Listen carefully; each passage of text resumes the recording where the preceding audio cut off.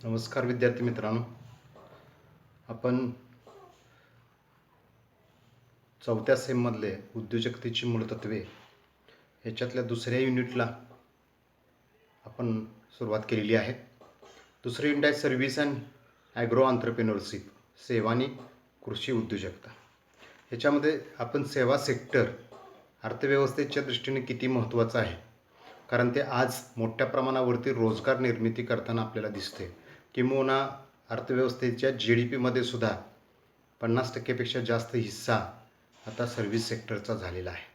त्यामुळं आपल्याला सेवा उद्योजकतेला महत्त्व द्यायला आवश्यक आहे. त्याचबरोबर आपण पाहतो की सेवा उद्योजकता किंवा सेवा क्षेत्र जे आहे हे खूप झपाट्यानं विकसित तर होतंच, पण त्याचबरोबर विस्तारितसुद्धा होते. म्हणजे आपण कधीही न अनुभवलेल्या किंवा न लक्षात घेतलेल्या, न वापरलेल्या अनेक सेवा नव्यानं निर्माण होत आहेत आणि त्यामुळं हे विस्तारित आहेत. त्याची व्याप्ती वाढत चाललेली आहे, त्याचं क्षेत्र वाढत चाललेलं आहे. हे आपल्याला या दृष्टिकोनातून लक्षात घ्यावं लागतं. त्यामुळं अपॉर्च्युनिटी इन सर्व्हिस सेक्टर याच्यातला एक पार्ट आपण मागच्या व्याख्यानामध्ये लक्षात घेतला. दुसरा भाग त्याच्यातला, कारण त्याच्यामध्ये मुद्दे जास्त आहेत म्हणून त्याचे आपण 2 भाग केले. पहिल्या भागामध्ये आपण अनेक मुद्दे लक्षात घेतले. त्याच्यामध्ये सगळ्यात महत्त्वाचं म्हणजे माहिती तंत्रज्ञान, कारण आताचं सगळं जग बदललं आहे. हे इन्फॉर्मेशन टेक्नॉलॉजीमुळं बदललं आहे आपल्याला माहिती आहे. व्यापारामध्ये ज्या काही बदल झाल्या, शिक्षण प्रशिक्षणामध्ये ज्या काही मोठ्या प्रमाणावरती एनरोलमेंट रेशिओ वाढला, मुली मोठ्या प्रमाणावरती मुलींचं शिक्षण व्हायला लागलं वगैरे. त्यानंतर माध्यमं हा एक आपल्याला अतिशय महत्त्वाचा मीडिया, आणि त्याच्यामध्ये मास मीडिया आता आपण बघतो, सोशल मीडिया हे खूप मोठ्या प्रमाणावरती विकसित झाले. लोक त्याच्यामध्ये सहभागी झालेले आहेत, त्यांचा इम्पॅक्ट लोकांच्यावरती होतो आहे. त्यामुळं ही क्षेत्र खूप वेगानं विस्तारित होत चाललेली आहे. त्यानंतर आदरातिथ्य जे आहे, हॉस्पिटॅलिटी, ते सुद्धा खूप मोठ्या प्रमाणावरती विकसित होत चाललेलं आहे. आणि भारताची एक संस्कृती जगामध्ये वेगळी आहे आणि त्याच्यामध्ये आतिथ्य किंवा हॉस्पिटॅलिटी हा भाग त्याच्यामध्ये आहे. हॉस्पिटल नव्हे, हॉस्पिटॅलिटी. त्यामुळं आदरातिथ्य हा सुद्धा एक नव्यानं सेवा सेक्टर उदयास आलेला आहे. त्याच्यामध्ये सुद्धा भरपूर संधी आहेत. मनोरंजनाचं क्षेत्र आपल्याला माहिती आहे. आता हॉटेलिंगचा ही एक फंडा नवीन आपल्याला माहिती आहे, पाहतोय आपणच त्याच्यामध्ये आहे. पर्यटनाचा मोठ्या प्रमाणावरती भाग आपण पाहतोय. मनोरंजन हे खूप विश्व मोठ्या प्रमाणावरती विकसित होत चाललंय, वाढत चाललंय. एखादं इन्स्ट्रुमेंट तुम्ही जर वाजवत असला तर पूर्वी त्याची खायची वानवा व्हायची, पण आज तो चांगल्या पद्धतीचं कौटुंबिक जीवन आर्थिकदृष्ट्या सुद्धा जगू शकतो फक्त एका वाद्य वाजवण्याच्या त्याच्या कलेवरती. त्या कलेतून तेवढे फोटोग्राफर, म्हणजे फोटोग्राफरचे सुद्धा वेगवेगळ्या प्रकारचे प्रकार पडलेले आहेत आणि त्याच्या आधारे सुद्धा तो त्याचं करिअर, आयुष्य जगू शकतो.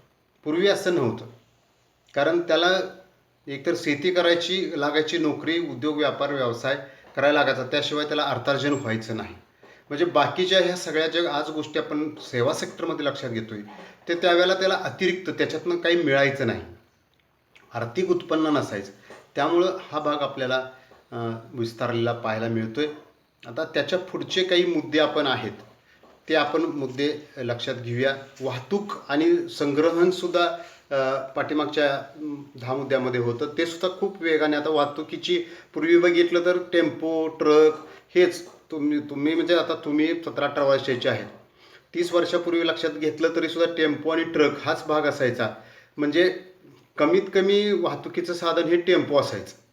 म्हणजे तुम्हाला 50-100 किलोची वस्तू न्यायची असली तरी सुद्धा टेम्पो बरं. आज तुम्हाला कसं आहे, 1 टनाच्यासाठी सेपरेट तशा स्वरूपाचं वाहनं निर्माण झालेली आहेत. तुम्हाला त्याच्यासाठी टेम्पो, ट्रकची गरज नाही. मोठे अवजड असेल तर त्याच्यानुसार किंवा जसं वस्तू आहे त्याच्यानुसार वाहनाचं डिझाईन आजकाल केलं जातं. त्याच्यामध्ये खूप विविधता या ठिकाणी या संशोधनाच्या विकासाच्या माध्यमातून आलेल्या आपल्याला पाहायला मिळतं.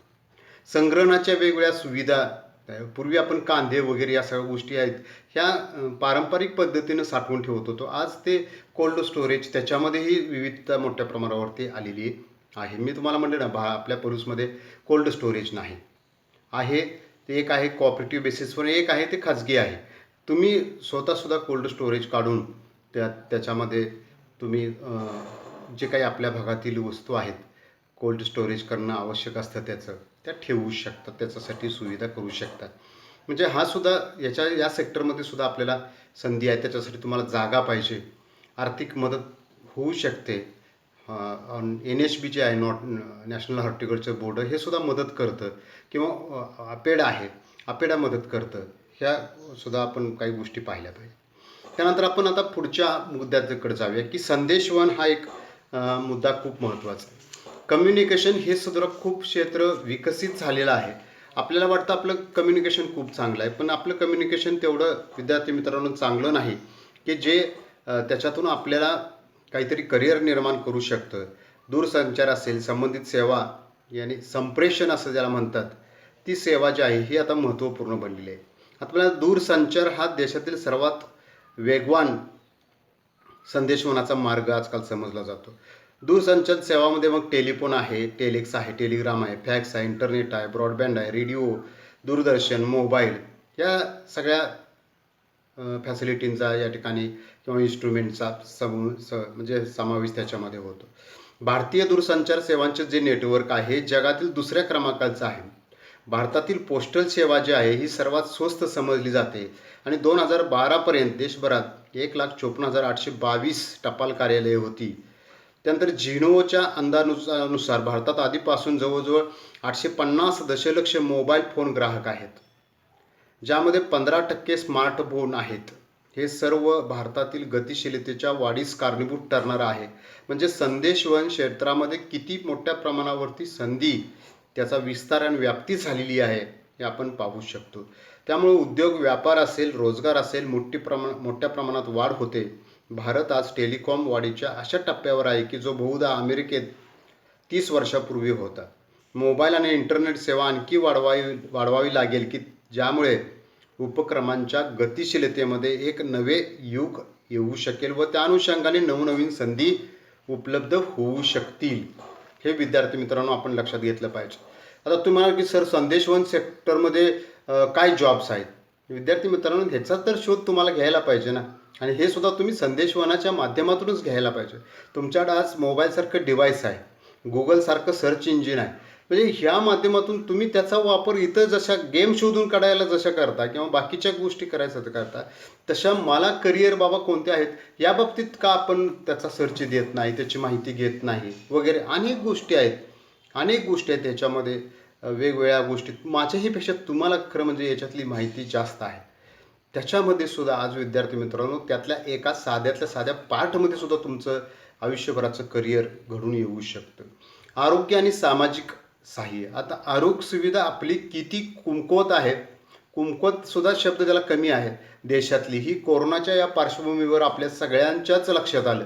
सरकारच्या तर आलं, पण समाजाचं सुद्धा लक्षात आलं की ही जशी सिंगापूरमध्ये आहे, जसं स्वित्झर्लंडमध्ये आहे, जसं या अखंड युरोप खंडामध्ये आहे, किंवा अमेरिकेमध्ये आहे, जपानमध्ये तर जपानचा तर विषय सोडूनच द्या, पण ह्या देशामध्ये किंवा दुबईमध्ये जशी आहे तशा प्रकारची सुविधा व्यवस्था आपल्या एवढ्या विशाल लोकसंख्येच्या देशात निर्माण करणं केवळ अशक्य आहे असं म्हणून आपल्याला चालणार नाही. तर त्याच्यासाठी आपल्याला काही ना काहीतरी सुविधा लहान लहान पातळीवरून करून घेणं आवश्यक आहे. कारण इथून पुढचा काळ ह्या संसर्गजन्य विषाणूच्या माध्यमातून मोठ्या प्रमाणावरती येऊ घातलेला आहे. आपल्याला त्याला फेस करायला पाहिजे आणि त्यासारखी मग तशी सक्षम आरोग्य व्यवस्था आपल्याला निर्माण करायला पाहिजे. आणि याच्यामध्ये फक्त आपण सरकारच्या पातळीवरती अवलंबून राहून चालणार नाही, तर सामाजिक पातळीवर असेल किंवा वैयक्तिक पातळीवरती असेल, डॉक्टरांची टीम तयार करणं, सामाजिक दृष्टिकोनातून करणं, हे सर्व आजही मी वर्तमानपत्रामध्ये वाचतोय, टेलिव्हिजनवरती ऐकतोय की काही सामाजिक संघटना आहेत, वैयक्तिक काही उद्योजक आहेत, काही व्यक्ती आहेत, तुमच्यासारखे दानशूर लोक आहेत, हे सुद्धा जेवणाचा पुरवठा करणं, वेगवेगळ्या डिव्हायसेस किंवा आरोग्यासाठीची उपकरणं देणं, ह्या बाबी करताना आपल्याला पाहायला मिळते. म्हणजे एवढं संसर्गाचा भाग असून सुद्धा लोकांच्या मधली दानशूर वृत्ती ही आपल्याला पुढे येताना दिसते. त्याच्यामध्ये त्यांचा फार प्रामाणिक शुद्ध हेतू असतो. आता काही राजकारणी लोक राजकारणाच्या माध्यमातून करतात, हरकत नाही, तुमचं राजकारण ठेवा बाजूला, पण या ठिकाणी लोकांचं जीव महत्त्वाचा आहे. हे या आरोग्य आणि सामाजिक सहाय्य ही जी सेवा आहे ही आपल्याला अधिक भक्कम करायला पाहिजे. आता रुग्णालयांची संख्या असेल, आरोग्य सेवा असेल, डॉक्टरांची संख्या असेल, परिचारिकांची संख्या असेल. आता भारतातून अमेरिकेला परिचारिका नर्सेस जातात मोठ्या प्रमाणावरती, किंवा युरोप खंडामध्ये जातात. कारण सेवा करण्याचा जो भाग आहे आमच्या भारतीय संस्कृतीमध्ये आहे आणि तो आमच्या रक्तात भिनलेला आहे. त्यामुळे ह्या सेवा आम्ही फार चांगल्या पद्धतीने देऊ शकतो हे जगाला सुद्धा आज समजलेलं आहे. त्यामुळं आपल्याला शहरी भागाबरोबरच ग्रामीण भागातील सुद्धा आरोग्य सुविधा सुधारायला पाहिजे, हे किंबहुना सगळ्यांच्याच लक्षात आलेलं आहे.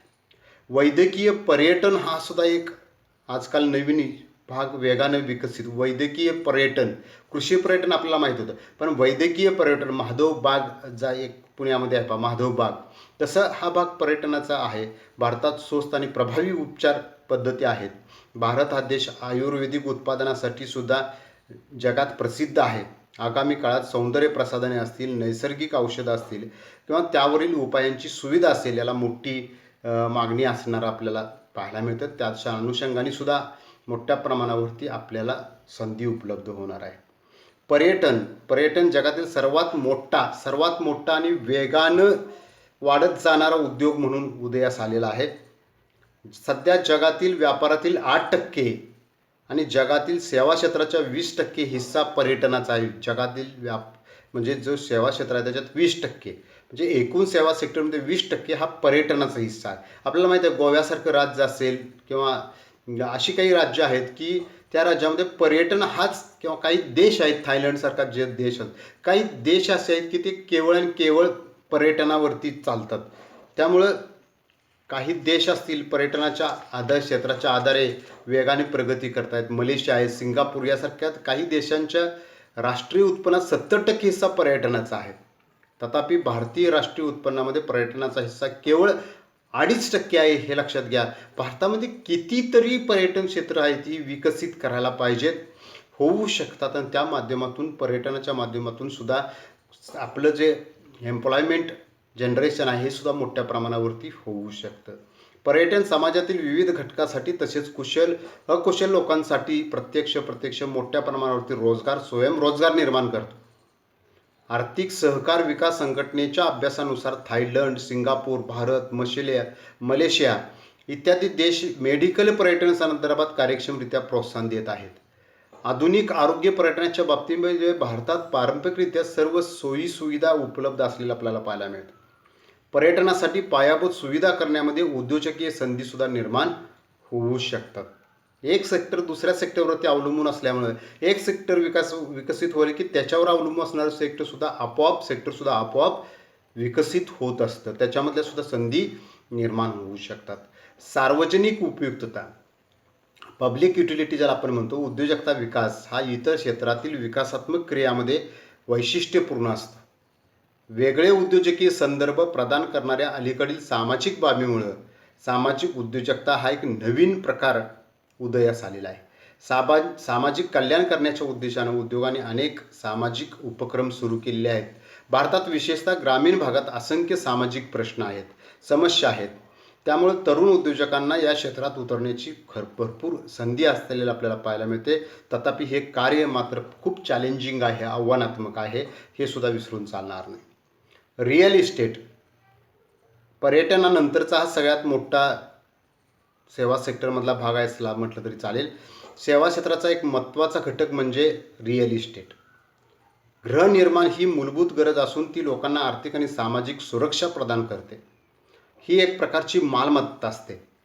रोजगार आधारित हे एक अतिशय महत्त्वाचं क्षेत्र आहे. या सेवा क्षेत्रामधून बांधकाम साहित्य उद्योग, व्यावसायिक विकासक, आर्किटेक्ट, अभियंते, इंटेरियर सजावट करणारे, सुतार, मेसन, प्लंबर, प्रॉपर्टी सल्लागार इत्यादी असे असंख्य प्रकारचे छोटे स्वयंरोजगार व्यवसाय निर्माण होताना पाहायला मिळत आहेत. अर्थव्यवस्थेत गृहनिर्माण सेवा 4थ्या क्रमांकावर आहे. 14 मोठ्या उद्योग क्षेत्रात ते 3ऱ्या क्रमांकावर आहे. सिमेंट, स्टील, रंग, हार्डवेअर, मटेरियल अशा उद्योगांचा जवळपास 300 उपक्षेत्रातील गटांशी महत्त्वपूर्ण संबंधित आहे. जागतिक बँकेच्या अहवालानुसार गृहनिर्माण व कामाच्या जागेच्या आवश्यकतेबाबत भारत अव्वल देशापैकी एक आहे. परंतु बांधकाम परवानगी प्रक्रिया बाबतीमध्ये तो 181 स्थानावर आहे. परवानगी मात्र आम्हाला बांधकामाची लगेच मिळत नाही. टास्क फोर्सच्या अंदाजानुसार शहरी भागात 12व्या योजनेत 18.7 दशलक्ष घरांची आवश्यकता आहे. मेकेन्सीच्या अहवालानुसार 2030 पर्यंत परवडणाऱ्या घरांची मागणी 38 दशलक्षापर्यंत पोहोचेल. त्यामुळे या क्षेत्रात मोठी उद्योजकता निर्माण होऊ शकते. स्वयंरोजगार मोठ्या प्रमाणावरती निर्माण होऊ शकतो. त्यानंतर लेखा, कायदेशीर व तांत्रिक सल्ला. लेखा असेल, लेखापरीक्षण, कायदेशीर, तांत्रिक सेवा, सल्ला. सेवा क्षेत्रात पुरवल्या जाणाऱ्या काही महत्त्वपूर्ण व्यवसाय सेवा आहेत. व्यवस्थापन सल्लागार असेल, कॉर्पोरेट फायनान्स सल्लागार सेवा यासारख्या संबंधित सेवा याच्यामध्ये पुरवल्या जातात. भारतात लेखा सेवांसाठी मोठ्या प्रमाणावरती वाढीची शक्यता आहे. भारतातील लेखापरीक्षक व्यवसायाने जागतिक पातळीवर आपली पात्रता, प्रशिक्षण, मापदंड निश्चित केले आहेत. लेखा सेवांमधील भारताची निर्यात क्षमता अशा परस्पर मान्यता आणि पात्रतेमुळे पुरेशी वापरली जाऊ शकते. छोट्या आकाराच्या घरगुती अकाउंटन्सी फर्मच्या कमकुवतेवर मात करण्यासाठी हाय ॲप्समुळे भारतातील लेखा क्षेत्र हे अनेक पटीनं वाढू शकेल. गेल्या काही वर्षात सल्लागार सेवा वाढीचा दर अत्यंत उल्लेखनीय आहे. तो 20% वाढला आहे. भारतात सल्लागार सेवा पुरवठादारांचे 5 गटात वर्गीकरण केले जाऊ शकते. वैयक्तिक सल्लागार, सल्लागार संस्था, संशोधन व विकास संस्था, शैक्षणिक संस्था आणि व्यावसायिक संस्था. सद्यस्थितीला सल्लागार सेवा पुरवल्या जाणाऱ्या अनेक ग्राहक क्षेत्रामध्ये कृषी व ग्रामीण विकास, बँकिंग व वित्तीय, बांधकाम, शिक्षण, ऊर्जा, पर्यावरण, प्रशासन, आरोग्य व लोकसंख्या, पायाभूत सुविधा, माहिती तंत्रज्ञान, कायदा नियम, जीवन विज्ञान या अशा अनेक गोष्टींचा याच्यामध्ये समावेश होतो. उत्पादन व्यवस्थापन असेल, विज्ञान तंत्रज्ञान असेल, दूरसंचार, परिवहन, पर्यटन, शहरी विकास असेल, जल व्यवस्थापन असेल, सल्लागार सेवा, बाजारपेठ, अभियांत्रिकी, व्यवस्थापन सल्लागार असं सुद्धा वर्गीकरण आपल्याला पाहायला मिळतं. अनेक नवीन सल्लागारांची नोंदणी, अनेक प्रमुख क्षेत्रात वाढ, भारतात कमी किमतीच्या सोर्सिंग डेस्टिनेशनच्या रूपात चिन्हांकन केल्यामुळे जगातील सर्वात वेगाने वाढणाऱ्या सल्लामसलत बाजारपेठापैकी एक म्हणून भारताचा उदय होत असलेला आपल्याला पाहायला मिळतं. म्हणजे हे जे मी मगापासून सांगितलं हे आपल्याला लेखा आणि कायदेशीर तांत्रिक सल्ल्यामध्ये सुद्धा एवढ्या संधी आहेत हे, आणि मी वेगवेगळ्या अहवालांचा या ठिकाणी रेफरन्स दिला आहे. याच्यावरून तुमच्या लक्षात येईल की या क्षेत्रामध्ये सुद्धा आपल्याला संधी आहे. संशोधन आणि विकास सेवा, रिसर्च अँड डेव्हलपमेंट सर्व्हिस हे तर खूप महत्त्वाचं आहे. म्हणजे यातलं एकही सेक्टर असं नाही की ते कमी महत्त्वाचं. प्रत्येक देशाच्या विकासाच्या दृष्टीने सेवा हीच महत्त्वाची मुळात आहे.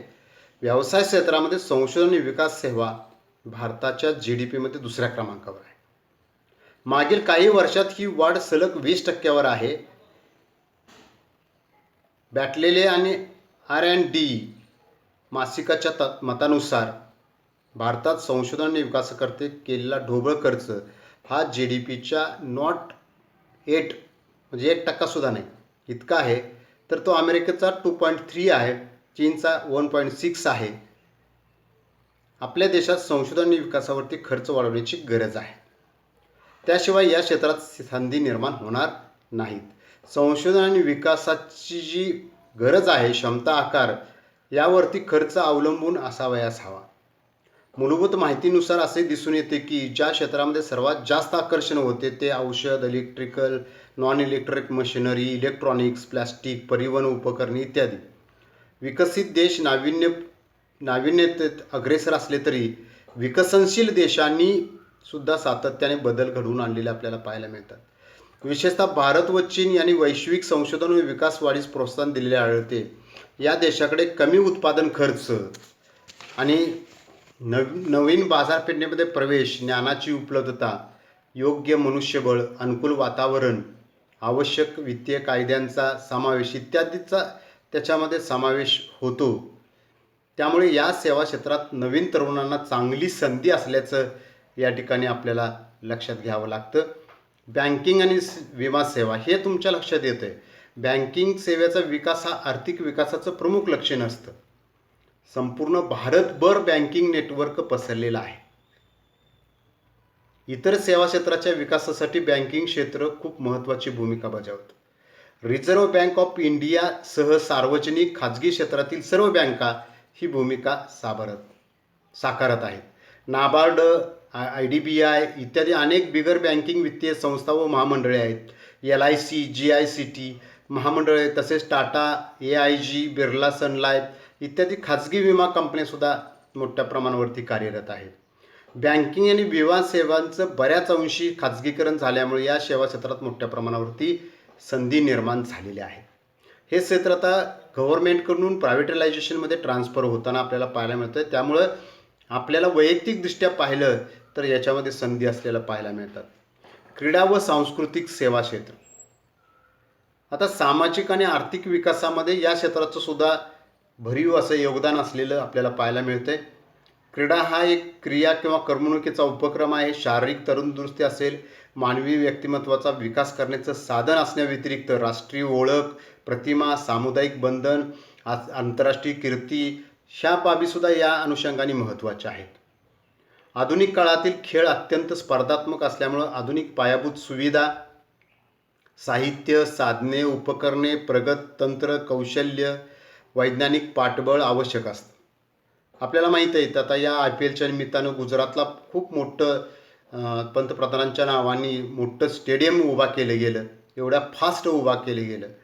जगातले सगळ्यात प्रेक्षकांची क्षमता मोठी असणारं ते आता क्रिकेटचं ग्राउंड ठरलं.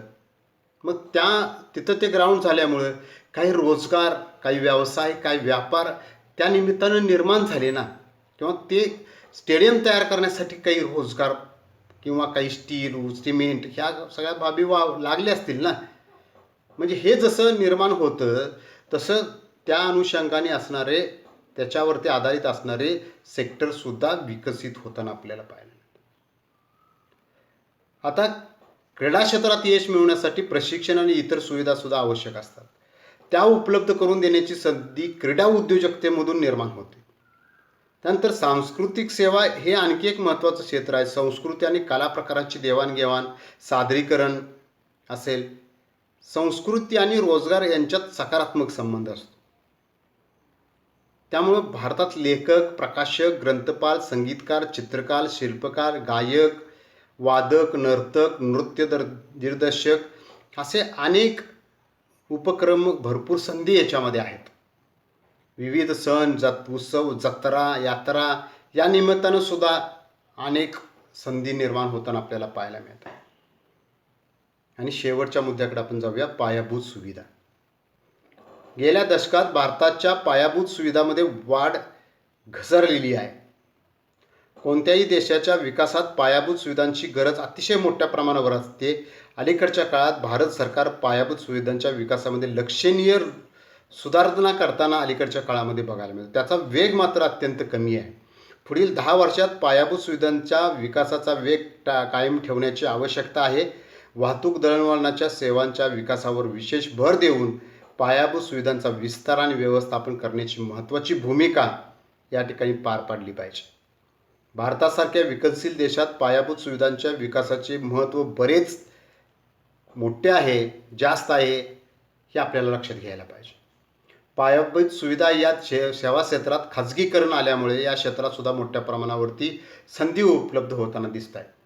आता ह्या वरील क्षेत्राशिवाय इतर अनेक सेवा क्षेत्रामध्ये मोठ्या प्रमाणावरती उद्योजकता किंवा रोजगार संधी उपलब्ध असलेल्या पाहायला मिळतात.